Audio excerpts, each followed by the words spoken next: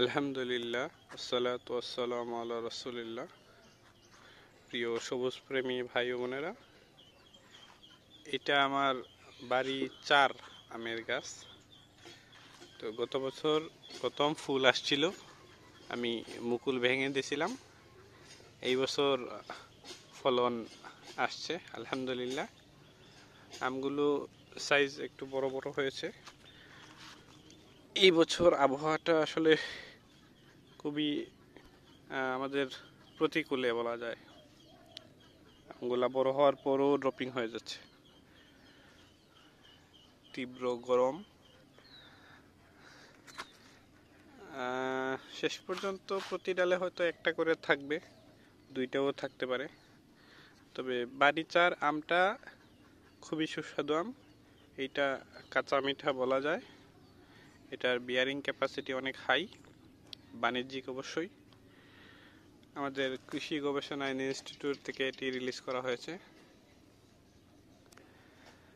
এটার ফলন মাশাআল্লাহ অনেক ভালো। ব্রিক্স মান 22+ আসে সম্ভবত। আমগুলো একটু বড় বড় হয়েছে।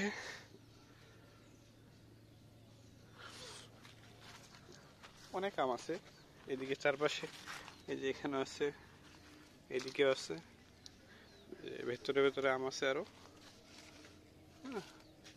ছোট আম আছে, উপরে বড় বড় বড় আম আছে, এই যে ভেতরে ভেতরে আম আছে।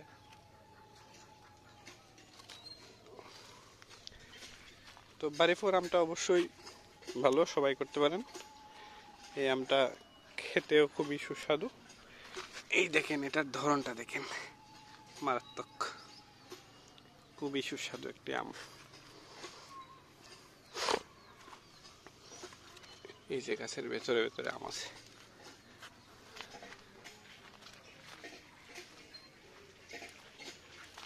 এই যে দেখেন।